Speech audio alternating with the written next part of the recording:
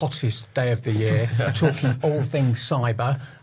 Jack, I know really well. We'll do some intros in a moment, but we're joined by Sasha and Chris from Huntress. We've been working with you guys for more than 18 months. We're going to have a great chat this afternoon, but it'd be great to hear a bit about Huntress. If you can tell the watchers, because we're on a podcast, which is fantastic. We love doing these.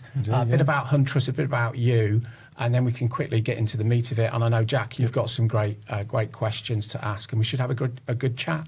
Yeah, of course. I'll start with who I am. So I'm Sasha. I'm one of the senior sales engineers at Huntress. I pretty much do anything and everything technical. So one of the highlights of my role is going out and do cyber education, things like this, and getting out there and getting involved with our partners like yourselves. This is definitely one of the highlights of my job. And if I'm not out there teaching and demoing, then I'm dealing with cyber incidents that partners bring up to me as well. So yeah, quite involved with all of those sort of actions. And we've got Chris. Yeah, my name's Chris With, Channel Account Manager here at Huntress. Absolutely delighted to be here. I'd like to say thank you to Silvercloud for inviting us up to sunny Glasgow. I'm sure the weather's like this all the time. You just don't want us to come and visit you guys. That's not the case, Jack. It's the biggest lie in Glasgow. It's to keep everyone away. I've been at Huntress 2.5 years now. Thoroughly enjoy working with partners like yourselves. Delighted to be here. Looking forward to the session. So, Jack, I referenced at the beginning that we've been working with these guys as a managed service provider for just under 2 years. And as a managed service provider, we support now nearly 800 customers, not just in Scotland, but across the UK. To this week, a couple of days ago, we launched Silver Cyber. What's that, Jack? No, of course. So we're really excited to give everybody a bit of information on Silver Cyber and why we've launched the business. Over the past 18 months, we've realised how complicated the Scottish SME market is with cybersecurity. Nothing was really making sense to the businesses that we're speaking with, so we wanted to take that specialised approach and simplify it. Cybersecurity is an absolute maze to SMEs just now, so complicated. So we've put a specialist division together to be able to go into SMEs in Scotland and provide that kind of dedicated specialist approach to making sure they're covered from all angles from their security posture. And we're delighted to be partnered with Huntress and empowering the security operations centre behind that and backing that. Great. And now, one of the words that we haven't used yet is AI, but I know in chatting to Sasha and Chris beforehand, we're going to talk about how AI and some of the acceleration of AI adoption is driving some of the risks in cyber. Absolutely. But what I wanted to start with, if we can, is I wanted to almost ask the question that quite often is asked at the end of these types of podcasts is, if there's one thing to take away from this podcast, and we've just started it, what's up there in lights for you as for Scottish businesses? I think, at least for me, and it is something which I think, this could be also utilised globally, is education. Take the moment to listen to podcasts like this, do your research, for example, and don't wait for something to happen. Be a little bit more proactive and have those conversations with your trusted sources, such as, Silvercloud and Silver Cyber, for example. So the one, I always talk about knowledge is power. The one thing that I feel like anyone could be able to take away is just learning day by day a little bit more of what's happening out there. And that's going to help you reduce your business risk quite dramatically just by making those next steps. And that's one of the key takeaways with any of the public speaking sessions I do, is that you're here for reason, you're learning, take that away and continue that journey. But you talked about business risks there. So as you're a global business, you've got, I think just from what I've seen, nearly 1,000 employees, and you are helping businesses like us protect other businesses from all risks around cyber. What are those risks? How are they changing? What's the thing that keeps you awake up at night, that we should be awake at night to protect our customers? I think when I'm speaking to customers as well, is the common thing is that, Sasha, we're 9 to 5. We operate between the hours of 9 to 5. After that, we have no eyes on our environment. We have no idea. There's sometimes that we fear of waking up the next day, the next morning, and then realizing we can't access any of our computers, any of our files. So the thing that keeps me up at night is knowing that cyber criminals, while I'm sleeping, could be attacking, and I won't know the repercussions until I wake up and realize I can't log in to my Windows machine. I can't log into my Active Directory anymore, and everything is completely down. The business risk, the operational risk, reputational damage that follows with that as well. So those are the sorts of things that keep me up at night. And the fact that, as we mentioned, artificial intelligence is not just now, but have for a while being accessible by bad actors, which are making them more faster and aggressive than ever in 2026. So what's a bad actor? So a bad actor is basically a hacker, somebody who's trying to be able to get access to your environment, as an example, somebody that's trying to bypass your security tool. So that's just effectively a hacker, somebody that's trying to be able to effectively do some malice within your environment. And I know from being in the sector, in the industry, that the accessibility for those bad actors it's never been easier for them to get access to technology and target businesses and individuals. I completely agree. Something that I'm talking about quite often is, 5-10 years ago, you had to be proficient in many coding languages and be quite knowledgeable with networking skills. Nowadays, it's knowing what tool to use, as in an AI tool, which is quite concerning. And I've used the analogy before of it's like giving a kid or a baby a flamethrower. They just pull the trigger and go, and now there's mayhem, and that can be it's more than phishing attacks now as well. And I know from Jack and I often talk to our customers, and we protect them from identity, their identities. It's more than antivirus as well, isn't it? It is. So, things as what we was talking about in my previous session on my YouTube was that an antivirus is 10 years ago very effective. Nowadays, with AI being able to generate codes like rats on things like Claude, etc., takes minutes. So an antivirus is not going to be able to pick up these sorts of common threats, these sorts of sophisticated attacks, because it's looking for the known threats out there. We need a tool that's going to look at the behavior of the machine. That Word document that you've opened, why is it all of a sudden started to interact with your machine in such an unusual way? An antivirus isn't going to pick that up. That's why we need more detection and response tools that's going to look at the behavior of the machine. And we know that that's where Huntress comes in. But it would be good, I think, if we can talk about we talked about the 24/7 support always being on, and you talked about these bad actors. So we're here in Glasgow, 2:00 in the morning, something bad happens. How does Huntress kick in? That's a wonderful question. So Huntress, as you know, is 24/7. It's operating every single day, every single minute of the year, no matter if it's Christmas or New Year's, whatever it may be. So as you mentioned, there's a cybersecurity incident at 2:00 in the morning. Maybe there's an identity that has been taken over, their credentials have been stolen.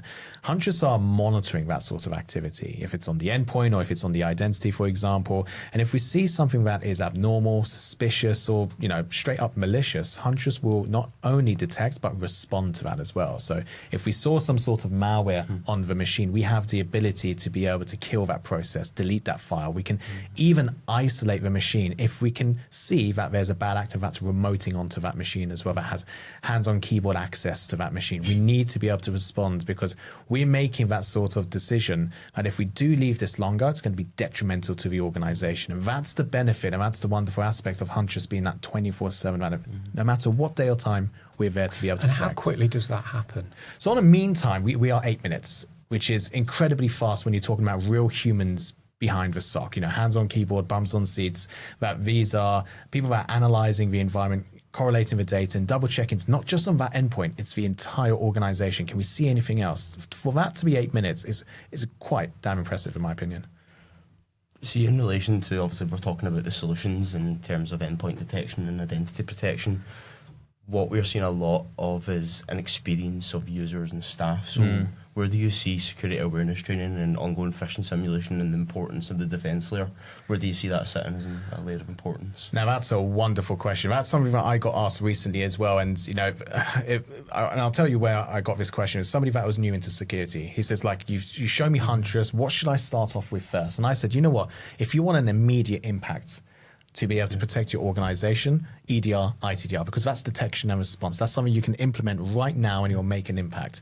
But something which is going to be continuous, but is going to bring in a lot of return on investment, is your security awareness training. Not clicking on that link to start off with, not downloading that file that looks suspicious. Because a lot of people receive emails, phishing emails, and they're not looking for the most common things out there.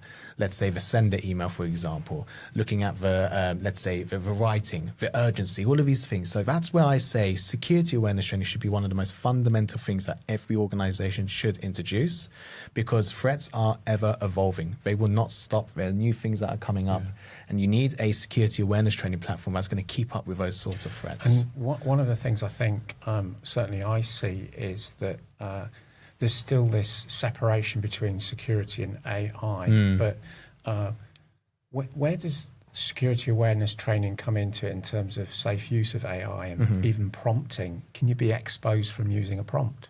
You can to some extent. Yeah, it will also depends as to what you're putting down into the AI. So, Chris, we were talking about this earlier today. About a bad actor, not just a genuine user within an organization may put in something to an AI, but you also have to be careful as to what sort of model you're putting it into. So I'll give you two examples. There's an AI model which is designed to do bad activity.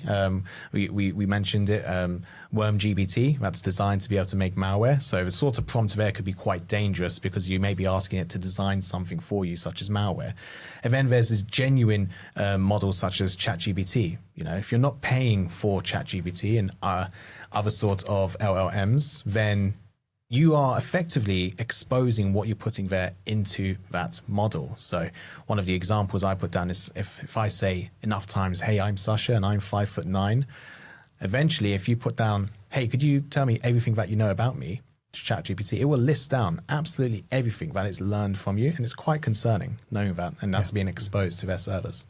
So that leads me on to think about many of our customers, and maybe some of the viewers of this podcast will be operating within a Microsoft environment. And where does Huntress fit within the Microsoft environment? How does it keep your Microsoft users safe? And is there anything that would be useful to talk about to make sure we're getting the maximum use from what's already in the box? Absolutely. I mean, right now, when we talk about Huntress, over 50% of our partners utilize Microsoft. They utilize Microsoft licenses in some capacity, such as yourselves. Okay, so the way that we benefit from Microsoft is if you have an EDR, okay, we can integrate into. We need to explain what EDR is for the listeners. Okay, yeah, we could do that. So EDR, just as an acronym, I'm sorry, I do get quite intertwined with it. Acronyms, so many in cybersecurity. EDR stands for Endpoint Detection and Response. That's kind of like your antivirus on steroids. It's looking for that behavior. It's looking for the things that an antivirus just can't be able to pick up, because an antivirus is looking for the known threats. An EDR is looking for the threats that an antivirus can't be able to pick up. So an EDR that's deployed on every machine on a organization, if they're utilizing Microsoft antivirus that's baked into every Microsoft operating system, we can actually pull in the logs. That gives our SOC team, a security operations center, telemetry with what's happening further left than what EDR is picking up by itself. And even better, if you've got Microsoft Business Premium, then you unlock things like Microsoft Defender for Endpoint, the more beefier version of their Defender endpoint security. And we can also be able to pull those logs as well. So what does that actually mean for an organization? Gives our security team better visibility with what's going on your endpoints and lifts off those sort of noise from you as well. So this week we've launched Silver Cyber, which is security operations, a SOC offering. It's multi-layered, and it's got the education that you talked about, and Jack referenced security awareness training, again from Huntress. Lovely. Yeah. It comes with backup, identity protection. Fantastic. So we've got that comprehensive, evolving tech stack to deliver a greater degree of protection to our customers. But nothing is 100% certain, is it? No. So I think it would be great to talk about some of the risks that you're seeing, and maybe the ones that are most common and emerging, and what the mitigation might be. So you are absolutely right. There is no organization that is completely 100% safe unless you turn absolutely everything off, which obviously then you're not going to be making any money as an organization. But the common thing I'm seeing, phishing. Okay, phishing is by far the most common threat I am seeing out there, that bad actors are making it so much easier to be able to push out phishing emails because of things like AI. All they need to do is put in the prompt, put in the templates, and let it do its work. So they're not obvious to spot anymore. A couple of years ago, we used to joke about the bad spelling, the incorrect names. They were obvious. They're not obvious anymore. Even the domains, so obvious those stage. I pulled it up earlier today that I saw a domain that is still out there on the world. No reply at Microsoft.com, but it's not Microsoft. It's lowercase r, lowercase n, Microsoft.com. How is someone going to be able to spot that from a distance? And especially if we use mobile phones for emails, we don't even get to see the sender email by default. We only see the header, Microsoft. And you have the most beautiful template that looks identical to the real thing. Of course, people are going to click on it. And it's funny, if I have 10 PCs and I had 10 mobile users, I would always get more clicks on mobile users because they're in a rush, always. So that is the number one thing I'm seeing out there. Now, there's two different technologies I'm going to mention, or tools I'm going to mention that can help combat that. Number one is ITDR, so Identity Threat Detection and Response. You need a tool that if there were credentials that were stolen, if a user's logging in from another location, there needs to be some sort of detection and response on that as well. That if a bad actor managed to take over credentials, we can be able to shut down that identity immediately. And our ITDR, we have a response rate of mean time to respond of 3 minutes, which is incredibly rapid. Alongside that, security awareness training, because there are still some components of those emails, the domain, the urgency, for example, that we can be able to detect before clicking on that link. And even just relevance. Are you expecting an email from this particular vendor, such as DocuSign, when you utilize another vendor? It's simple things like that, which we need to stop rushing, take our time, and maybe ask the question. And those two combined will help combat those sorts of phishing emails that we're seeing out there. I think it would also be good to elaborate on the intelligence behind the security awareness training platform in terms of user learning, if they were to breach or put in credentials, just to get a bit more on that. Yeah, I think it's great. A lot of people are not aware. Number one is that our Security Operations Center, if they see a dramatic increase of ransomware 1 month, we will update our episodes that are sent out to the learners. So if there's 1 month where we're seeing a dramatic increase of an attack, there'll be training specifically on that attack, just to be able to be a little bit more proactive. The next thing is that if someone does click on a link, we need to educate. We've got a moment, a precious moment that we can be able to educate this particular learner to ensure that this never happens again. Okay? Or continuous engagement. Now, I was that guy. Sorry to cut you off. No, because go on. 3 weeks ago, I was phished. And I tell the story quite deliberately. By Huntress. I was phished by Huntress. Okay. So we run Huntress internally. We run what we call phishing testing. It was I was a victim of coincidence. I'd been updating a mobile phone bill. 10 minutes later, the same company phished me. I thought, oh no, I'd missed something off. Clicked, you've been phished. Yeah. So I was caught. It's the right time. And if someone like me, who works in the tech sector, no one's infallible. No. I might confess now as well. There we go. I'm going to be next. Last year, at 2.5 years at Huntress, last year, I was caught out by our own phishing. It was a DocuSign. I was off work for the week, and I was expecting a DocuSign to come through. I was not in work mode. Had seen this come through, and compromised my own credentials. But here's a question: when you did get compromised, was there training for you to do? There was, yes. Okay, tell us a little bit more about that training. Straight away, I got enrolled into the phishing defense coaching, and then taken through that, which broke down the reasons psychologically why I'd clicked that link, which I hadn't looked at it properly. I wasn't at work. I wasn't concentrating really on what I was doing, and then it broke down the email as well. So it gave me points on what I should be looking out for, and why it wasn't from who it proposed it was from. Yeah, I think what's great about that and really interesting is when we talk about these kind of high pressure, intense, stressful situations in life. Like for me, I nearly got compromised from a Huntress security awareness training phishing email. I was travelling back from a different country. Our technology and automation director decided to template a nice email of the airline I was travelling with 3 hours before my flight. So I accessed into my email, seen the airline come through in the email, and something made me check it. I don't know if it's because of the sector we work in, and I love what I do. So I kept reading it over and understood it was Huntress, and I reported it and got him, and I got a message from Kenny saying well done, and I was like, you need to do better. It's the than that. mindset. That's what we're trying to change. And what I love about our security awareness training is that we're not like other vendors that if you do click on something, right, we're going to send you training or give you a splash page, or we're going to send you training at the end of the month or the end of the campaign. That could be 2, 3, 4 weeks ahead. Are you saying that this person that's clicked on that link has to wait 4 weeks to get the necessary training to ensure that doesn't happen again? What happens if they receive a real phishing email within that 4 weeks? So Huntress ensures that as soon as you click on that link, you obviously get told that, hey, this was a phishing email, but we give you the training then and there. 5 minutes, that is all. And there's 2 reasons for that. Number one is that we are closing that gap, that as soon as that somebody does get that click, they get the training. So if they do receive a real phishing email 1 week later, they've been informed as to the things that we need to watch out for. But number 2, you learn and retain information better during a shockable moment. Apparently, all the things which are important go out the window and you focus on that one thing. And that's what I love about our security awareness training there. Oh, definitely agree. And talking about real phishing emails that come through and points of compromise, what is that impact if that real phishing email is filled in? Let's get into the interesting part and the negative part of that is interesting. Compromises. Now, I've seen a lot at my time here at Huntress for nearly 2 years now. Now, I've seen situations where they'll just breach the accounts and maybe just sniff and have a look at some emails. I've seen ones where they've breached the accounts by different ways.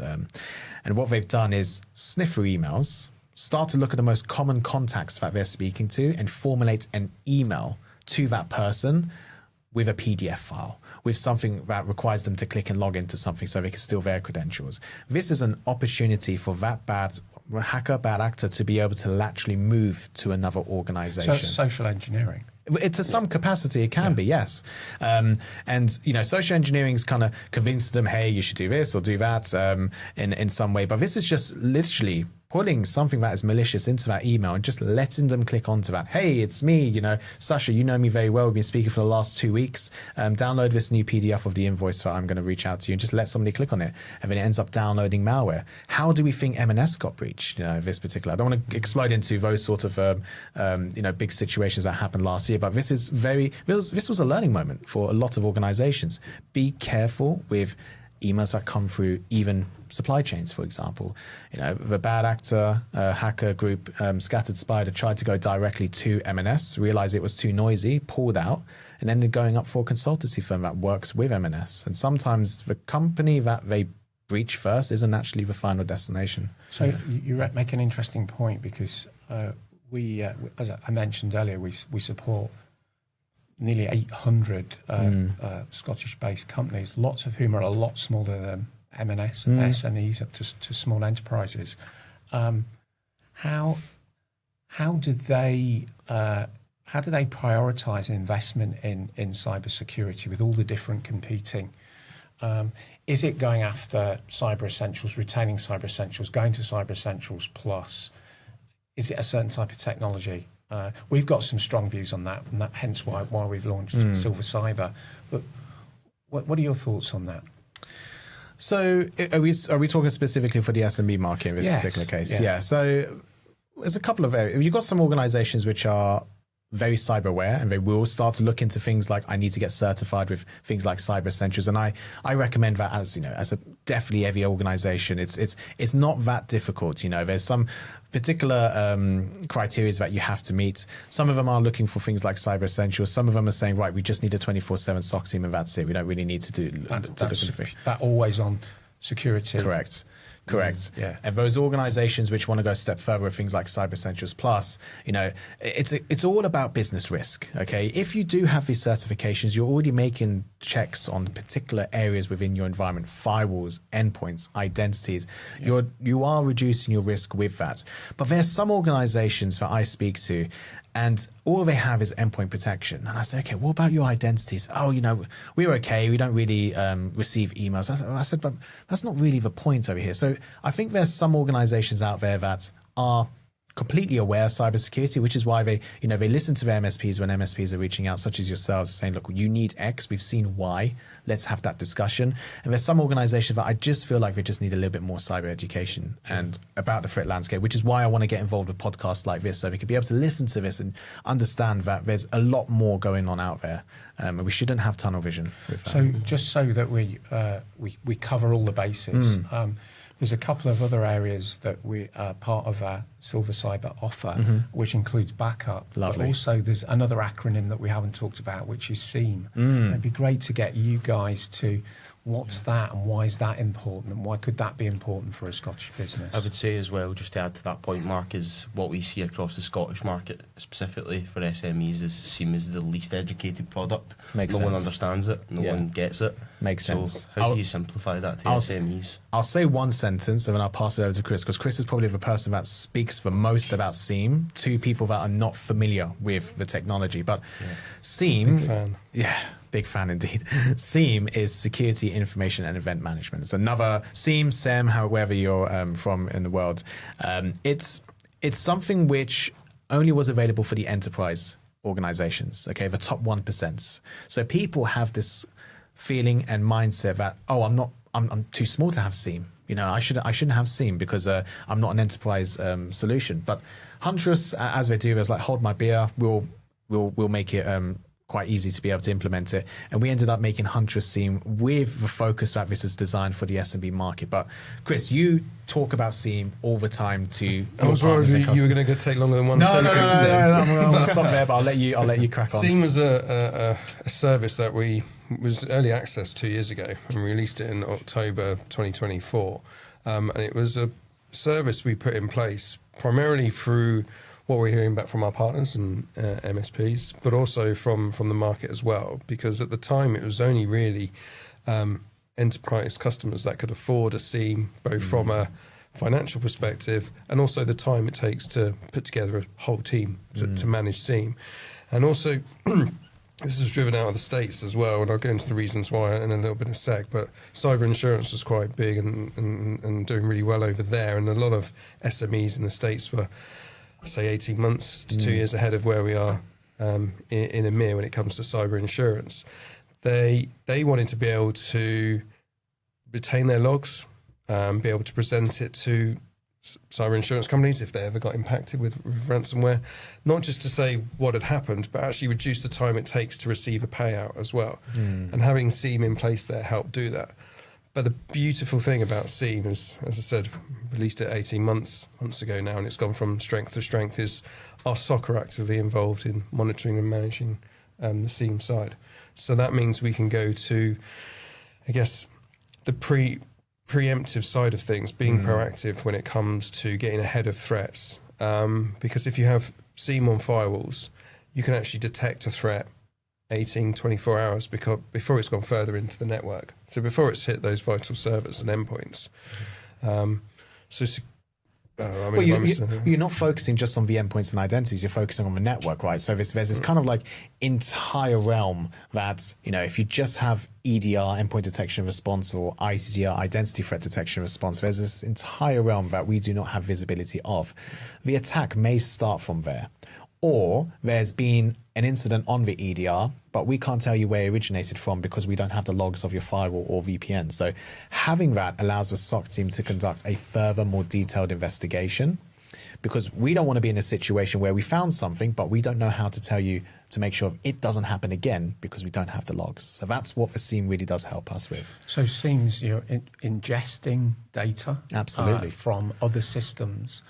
So it's giving you a broader radar to Correct. be aware for threats. Everything generates logs. You know, why would we not want to take use of those logs? Why should we just let them bleed out? You know, the SOC team need those logs to be able to figure out exactly what's going on as wide as they can, and the SEAM does unlock that capability. I was trying to make it real for if you were a Scottish business and you've got an e-commerce aspect, or you're running your own website, or you're sharing data with a third party. Yeah.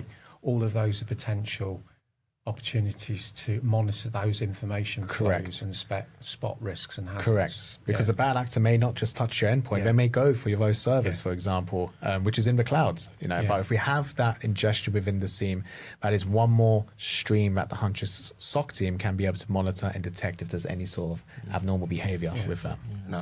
Act faster and be able to remediate.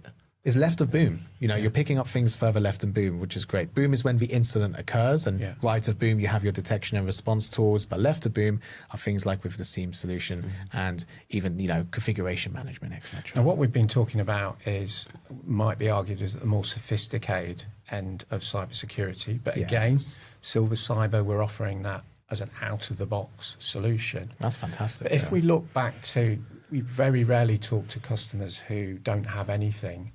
So let's assume you've got multi-factor authentication, you've got some basic, you talked about EDR, antivirus.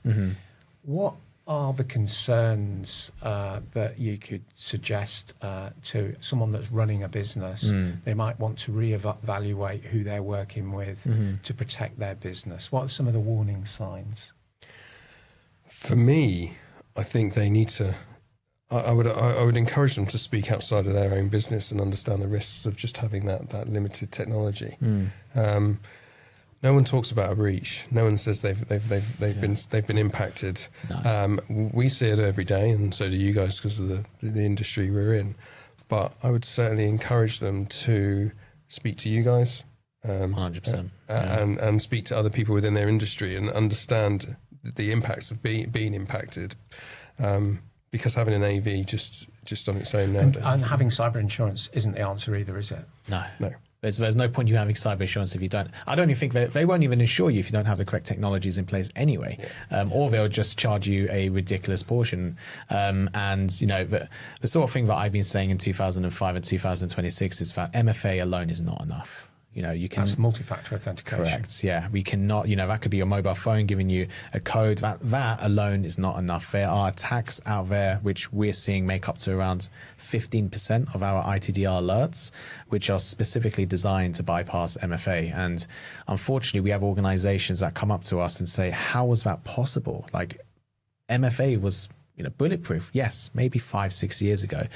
So I think it's, again, having those conversations, speak to an MSP like yourselves, for example, because you guys are well equipped. You guys have seen the nasty things that happen out there, to be able to get that education as to, right, this is what you have, this is where you need to be, let's build that journey for you. And now looking forward, what are we going to see more of? Where is the future of risks and cybersecurity heading? It's a really good question. One of the things that I think is that we haven't hit the peak of what AI can be able to do yet. It is a climbing journey on a very tall mountain. What we are seeing at Huntress is the same sort of attacks happening in different ways to some extent, and AI is building those new pathways. So what I feel like in the next 12 months is that we're going to see more AI accelerated attacks. We're going to see a lot of identity attacks, more than endpoints, I would say, 100%. So that doesn't mean, I'm just going to protect my identities and not my endpoints. Most of the times, and this is for the listeners, is that they will target your identities first just to end up to your endpoints. That's the thing. So I feel like in the next 12 months, AI is definitely going to be taking and absolutely battering the market from a cybersecurity standpoint, but also cybersecurity need to adopt AI as well. And I'm glad to say that Huntress is doing that to some capacity to ensure that we can be able to deal with the overloading work. But one thing we will never do is replace our humans. We view it as the Iron Man approach, don't we? Correct, not the Terminator, yeah. So Terminator is the machine that runs everything. Iron Man is the suit controlled by the human, but it allows the human to make decisions quicker, faster, and more accurately. Mm-hmm. So we use that Iron Jarvis, Man suit to Jarvis. Yeah, that's it, rather than Skynet. So if we may, I wanted to go back to the identity protection as an example. And again, maybe use me as an example. I'm traveling, I'm going on holiday. Sure. I travel somewhere that I don't normally go. Last year I went to Morocco. How does Huntress protect me from nasty risks and those bad actors that you talked about earlier? When I hit another country, I maybe go to join a unsafe hotel network, I'm not running a VPN.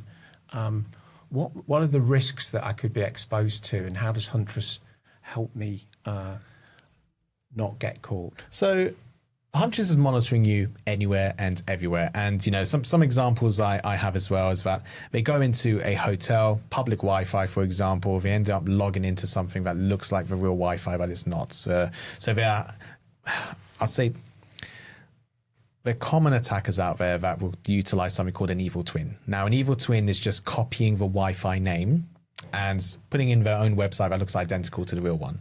That is very common in public Wi-Fis, for example, cafes, etc. Now, I've had that happen to a friend of mine who is a customer of Huntress now. And he went to a airport and logged into a Wi-Fi that he thought was the airport.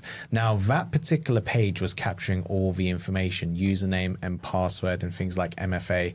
And what he did was now find out what username that person has, what the email is, what their password is, captured that information and ended up sending out an email to that person saying that, hey, you've logged into an unusual location. Could you please authenticate? Here's the link, directing them to a fake Microsoft site so they could try to bypass their MFA. Huntress saw that as soon as they logged in. So we saw that this person usually logs in from this country, and now they're logging in from. And Huntress can stop that dead Immediately. As soon as that login happens. in seconds. Mean time to respond 3 minutes. We see that, we investigate, we see that this person is now utilizing a VPN. They normally don't utilize a VPN. They should be logging in from the United Kingdom. They're now logging into the Philippines, just as an example. Or even if their browser changes, if their operating system changes, any of those sorts of parameters that change, Huntress get to see. And we will make the decision to say that is a credential theft or token theft, and we would then isolate that and respond to that. And if I'm that guy, but I'm looked after by Silver Cyber from Silvercloud, your Huntress will kick in immediately, any time of day or night. Correct. And then we'll be speaking to the team here in Glasgow. Immediately, yeah. Immediately. There'll be a report letting you know exactly what has happened. We would have blocked that connection. We could have even isolated the identity so they can't log into Microsoft until we are satisfied that credentials have been rotated. And this is why we need to be able to reach out to Silvercloud and Silver Cyber, let them know what we found. Silvercloud, Silver Cyber will make that decision. That's on any device. Correct, yeah, any device. It does not matter because it's all related to that same 365 identity. So it could be your mobile, could be your PC, could be your macOS, whatever it is. Yeah. So all the same identity. I think one of the things we continue to hear lately is, obviously we spoke briefly on all these big attacks like M&S and so on. So all the Scottish SMEs under kind of 250 employees, you don't hear much about them in the news. No, so of course not. The question that we hear is, why me? Why would they go for me? What is your response to that? Such a good question. So the things that, for the listeners, the things that you're seeing out there on the news makes up to 0.01% of threats. Okay, you can literally go to ransomware.live and you will see all the successful breaches that have happened. Now, for the organizations, the small to medium-sized orgs that are saying, why me? Why would they look at a little accountancy firm like myself in Scotland? Just as an example, you are easier to breach. Full stop. Okay. M&S, although they did get breached, it took time. It took a lot of resources. Okay. It took an entire group of hackers effectively. Whereas that one hacker that could be able to say, right, I'm just going to be able to get access to one identity within that accountancy firm, just as an example, and I've got access to the entire organization.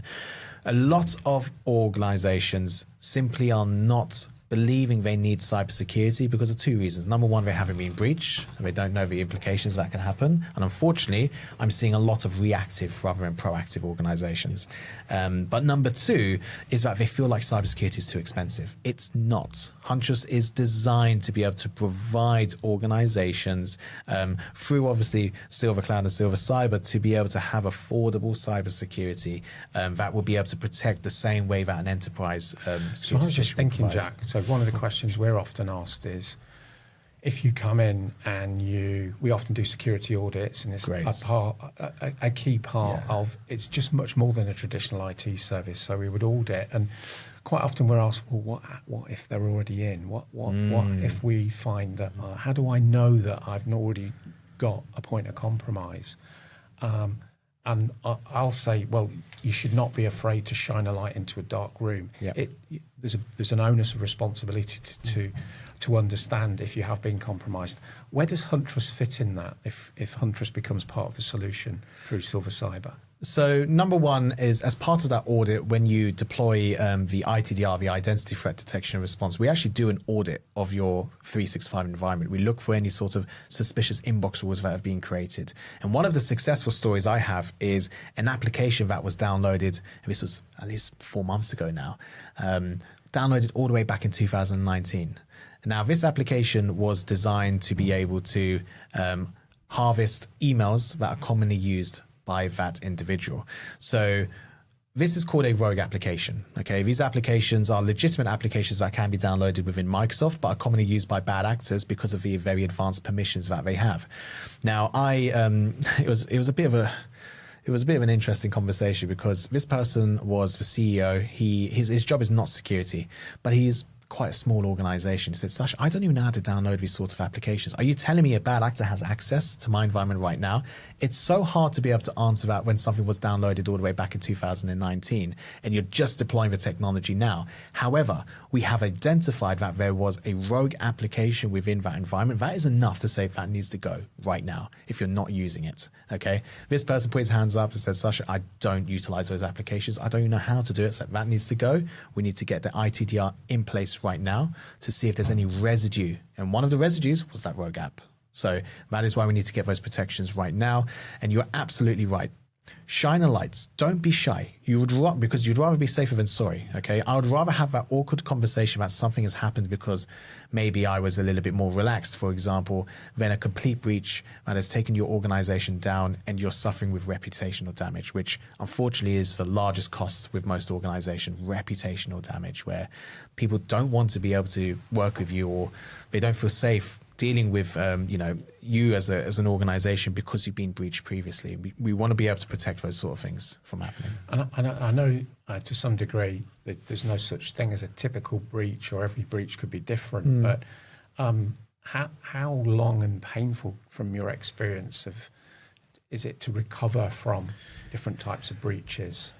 Average. What could the future look like if you don't do these types of things? I'll give you some statistics. So out there, last year, 2025, 43% of organizations suffered some form of a cyber breach. Out of that 43%, 70% of them were SMBs. No surprise. Small and medium-sized Correct. businesses. Yeah, no surprise there. The average threat dwell time, as in a hacker staying within your environment in 2026, is 10 to 12 days. When I started cybersecurity, my little self, 10 years ago, that was nearly 200 days.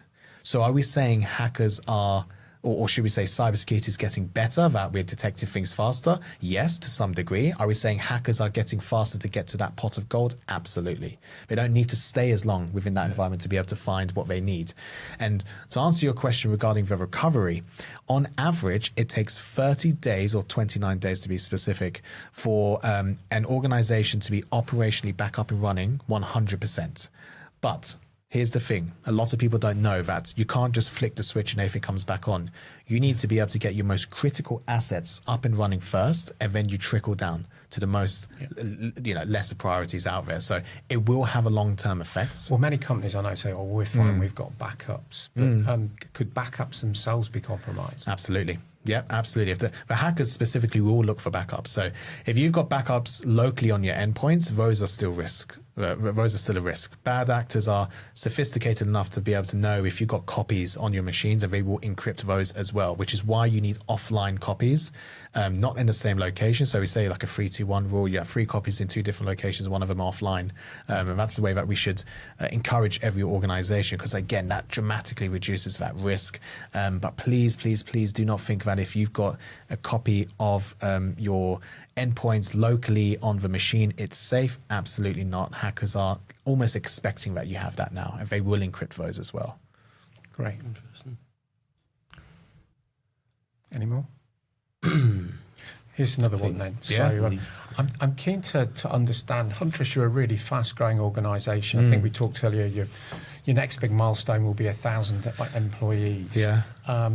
We've recently launched Silver Cyber, Silvercloud.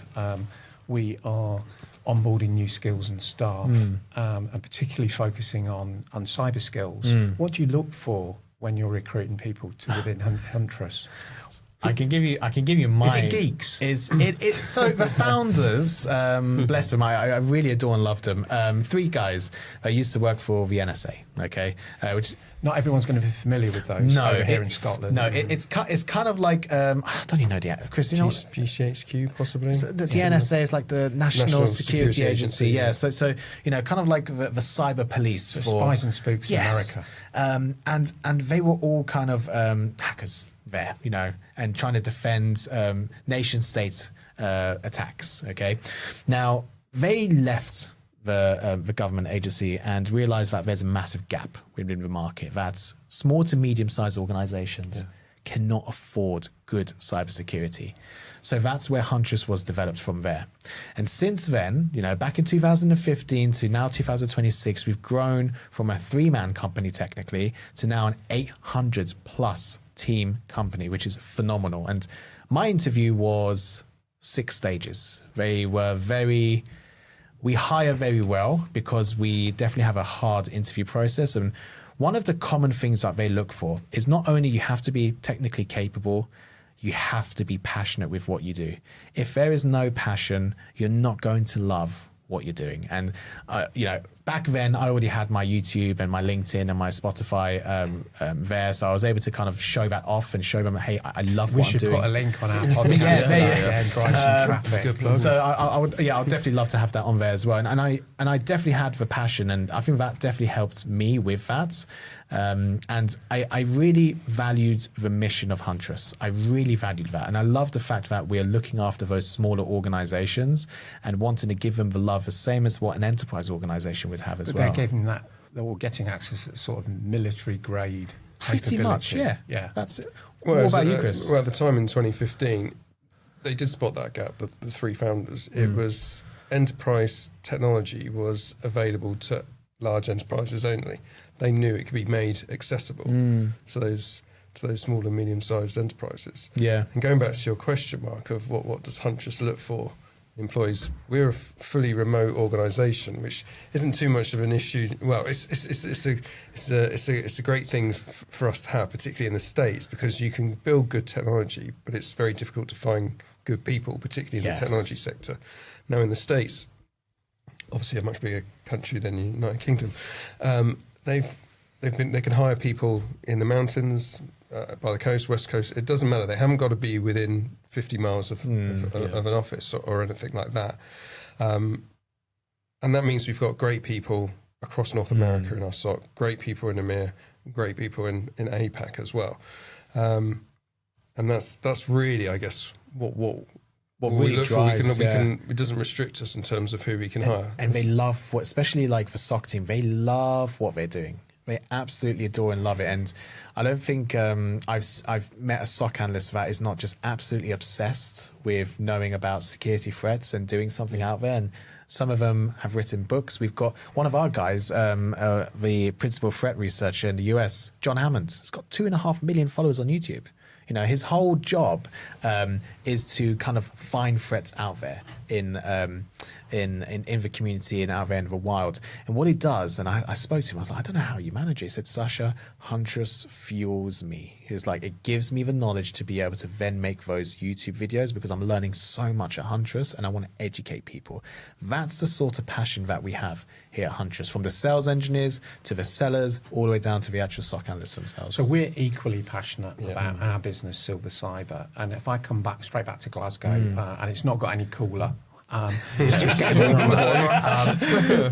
I often wonder, in Scotland or in the UK, are we more receptive to some cyber risks than others? Are we being targeted? Is it the same risks everywhere globally? Or is phishing as rife in other countries? Or are there things that we should expect to see that are coming over from America? That's a really good question. Now, I think phishing happens anywhere and everywhere. To be honest, I wouldn't say Scotland specifically is getting, as far as I know, is getting targeted more than, let's just say, England or maybe Spain, for example. Now, here's the thing. The United Kingdom, and a lot of people may disagree, is actually quite a very rich country. Okay, as including Scotland, Wales, and England, that you have access to a lot of resources. So there may be scammers which are coming from other poorer countries, should we say, and they would target people within Scotland, within England, etc., because they have access to more resources, etc., that what the government provides.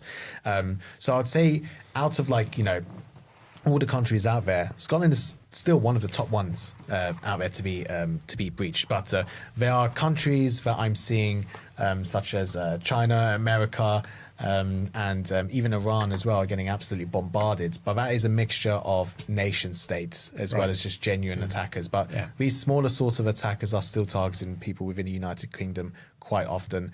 But look, I wouldn't say that right now politically anything's happening in Scotland that they need to be more cautious, but that shouldn't drop your card at all. I would add to that as well. The threat actors, they know the big boys. They make the headlines, but they also know they've got a strong set of security tools around them, which is why they often view SMBs as the low-hanging fruit, as it were, as the easy picking. Yeah. So you may not see them in the news, but these threat actors tend to go after SMBs far more than they do the larger enterprises. And we will never know about it unless we actually dig in deeper. So going back to almost, I would turn to the question I asked at the beginning of this podcast. If I'm running a Scottish business and I've been listening on in here, and we've covered education, we've covered some technology, working with partners like Silvercloud, and we've just launched Silver Cyber. That question again, what's the key piece of advice? The one thing that someone running a Scottish business should ensure that they ask their team tomorrow? Love that. So look, to be honest, then, education is still there, because that is still things like security awareness training, but it's also your people. Okay, your people are your most important assets. So it's about giving that sort of education to them, but also look at the most sort of, I guess, single point of failures. MFA, do you just have MFA? Because in my opinion, that's a single point of failure, because if they get past that is it. They've got access to your environment. There's no sort of detection or response tools. So what I would recommend now is to be able to identify your most important assets. People, one of them, your identities, things like your servers, critical infrastructure, etc. And just think to yourself, what sort of security protections do I have? A lot of people say, oh, we just have X. Then that's the time where you should be thinking to yourself, I need to be able to speak to someone like Silvercloud to be able to determine, is there anything else that I could be able to do to strengthen my cybersecurity? So it's about going out and asking those questions, okay? But it's not just going out and asking those questions on Reddit. Go out and ask questions to people that are actually dealing with this every single day. Right, okay? So it's a multi-layered approach. Absolutely, because one layer alone is not enough. It's like a castle. You need your gates, you need high walls, you need your archers, for example. You need to be able to have archers that are facing inside the castle and outside of the castle as well. So all of those things are just other layers that could be able to detect threats. If one fails, you've got another layer of defense. I would also say don't be afraid to ask and reach out for advice. Jack, you mentioned at the start of the session where Silvercloud have recognised that cybersecurity is very complex for a lot of organisations, and you guys have taken time to build a solution and package it that makes it simpler for those organisations. Reach out to Silvercloud and ask for advice. Cybersecurity is not going to stop. It is just going to get harder and harder and harder. When I say harder, as in more attacks are going to occur. They're going to increase year on year rapidly. Again, a man full of statistics. An RMM, remote monitoring and management tool. That's just basically a tool that you can remote into another machine. Most organizations which have large amounts of staff have something like that. Attackers are abusing those sorts of tools, and that's gone up by 277% year on year.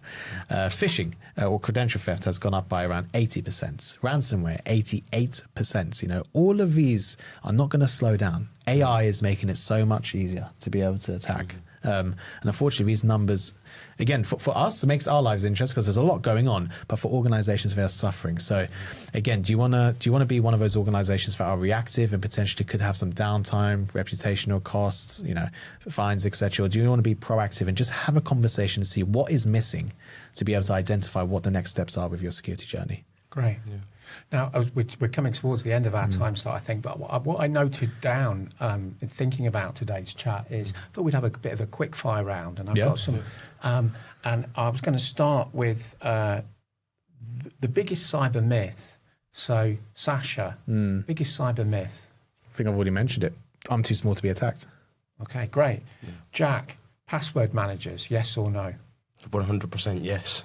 Okay, again, a key component of Silver A key component. Don't we will not want to bring on board a new customer without password management. No, if you're writing passwords down on paper, or you're storing them in a notepad or a Word doc on your laptop, that's a no-go. Or using web browsers as well. Like, please don't. Now, here's one which I'm not sure if I know the right answer to, but it's a good one for Chris. Ransoms. Do people pay ransoms? No. Once you pay that ransom, it leaves the door open for them to come back. These aren't sort of reputable businesses. They are businesses, but they're not reputable. So if you pay that ransom, there's nothing to say that they won't come back and demand more. Do you want to give you something that I was actually having this conversation not too long ago. I actually completely agree. Of course, I completely agree with what Chris has just mentioned. Why should you encourage it? Because if you do it for one, they're going to end up doing it for somebody else. But I also have I also had a conversation or question saying that, Sasha, what happens if the ransom is just peanuts and the value of the asset is far more significant than the value of what the ransomware is? Again, that conversation starts getting a little bit more political, should we say? Because again, you have a chance that you can be able to get your data available, but there's nothing stopping them. You do pay them, and then they end up saying, oh no, it's gone up, you have to pay me again. Sure. Or they give you the information, and then the next day you see on the dark web. So it's also that risk as well. We've heard stories, people, and that's the right argument to put forward. We've heard people have paid ransom and only received a fraction of their data back. Double extortion. Right, next one. I said it would be quick. Jack, biggest mistakes that an SME might make? Not having a written incident response plan if they were to be breached. What happens that next day? What happens when you get breached? If you don't have that action, that first action you're taking, then that's a major mistake. And something that we cobbler's children, we take our own medicine. Yes. Then practicing the response, which we do quarterly, and you challenge yourself on that one. Definitely. I've got a couple more. AI, helping defenders or attackers most? Oh, good question. Both.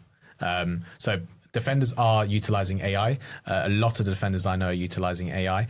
Attackers are also utilizing AI as well. And at the moment, we have AI that's fighting AI pretty much. But the scary thing is that if it's half and half, that is still too much for attackers. They've got half the resources. Yeah. So should I say that are defenders or attackers utilizing AI? They're both utilizing AI right now. Mm-hmm. So the answer must be use some great technology and work with a great partner. Correct. Like I say, what Chris said, for example, it's not hard to find good technologies. It's hard to find good people behind the technology. Okay. Our final one. One prediction for cybersecurity in 2027. So looking into next year, which still seems a long way away. But, what might we expect? I'm probably going to say more sophisticated attacks than ever that we've never seen before. That even current tools, for example, will start to be able to struggle. So it's important that the defenders out there, so Huntress are making internal plans on that they keep up with the trends. And that's what's called zero-day attacks. Correct. There's zero fix. It's quite often these phrases are thrown around, and people don't understand why is that important. So from a zero-day attack perspective, or just these sort of common things that we're seeing out there, is that when I'm doing my threat research, I can be able to build an AI model, and I can be able to generate code that's never been seen before. So if I be able to generate malware that's never been seen before by an antivirus, or no vendor has seen before, that's effectively a 0 day, because there's a zero patch for it. There's no sort of fix for that. So what would happen is that will be pushed out to the world, and an antivirus would just struggle to be able to detect it. An EDR could detect it, and this is what I love about the endpoint detection and response, is because it's looking at the behavior. Oh, that Word document, that spreadsheet is starting to interact in this way. That's very different. That's why it's important to be able to, especially now in 2026 going on to 2027 with AI, we need to be able to be prepared for things like zero-day attacks, because they are increasing year on year. Fantastic. Just one thing for me, can you ask Jack just to explain a little bit about how the Silver Cyber works, and maybe explain why we started, maybe just how, if someone's interested in cyber, just talk me through the scoping, what to expect, what service can you Okay. So Jack, we've just been talking about Silver Cyber. what's in the box, and why does it differ from a traditional IT managed service offering?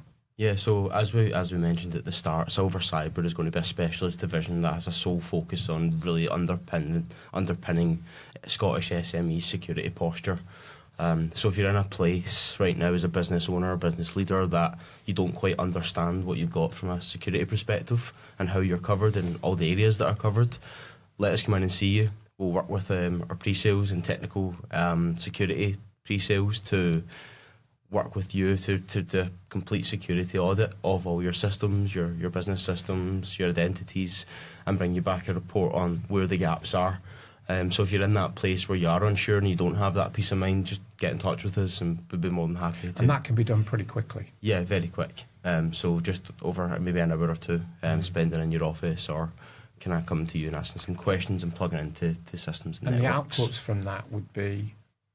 Yeah, the outputs from that would be a kind of tailored kind of deck in terms of a security audit, and giving you complete findings and gaps that exist within your environment and recommendations of fixes and what solutions plug in to fill those gaps.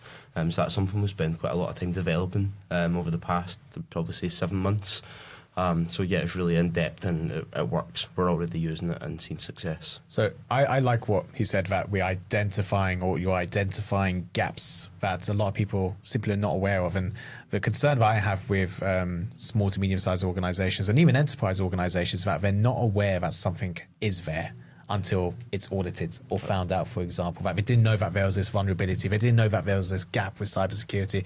And unless you have those audits, in my opinion, quite frequently, then that, unfortunately, is just leaving yourself exposed. And when you figured yourself, how did they get in? You didn't do audits. To education again, isn't it? And just making people understand what those gaps are and what the risks are and what these technologies are there to help. I agree. If you don't know, you don't know. Yeah, I agree massively. Yeah. And just wrap up and say thanks for your time. Have a good day. Wrap up, so it's not just ending on a. Let's get a bit sweaty in here or something. Wow, so we've covered a lot of ground very quickly on a very warm day. I've learned some new things. It's also made me think about how we can, as a managed service provider, now we've launched Silver Cyber, how we can better position some of the opportunities to take advantage of some of the tech that you talked about. We've used a lot of acronyms, but it's been brilliant. Thank you for coming up to Scotland. And thank you for having us. We'll see you again on another podcast, or perhaps sure. we'll make sure that we promote your channel, Sasha. One thing just to add as well before we kind of finish up, Mark, if we all keep our kind of eyes peeled on kind of social media and LinkedIn on the Silver Cyber and Silvercloud pages, we're going to be doing an in-person event coming up kind of into end of Q3, Q4, which is going to be great. So yeah, just keep an eye out for that, and I'm sure Huntress will be there and present as well. Yeah, brilliant. Absolutely, yeah. Thank you. Thank you.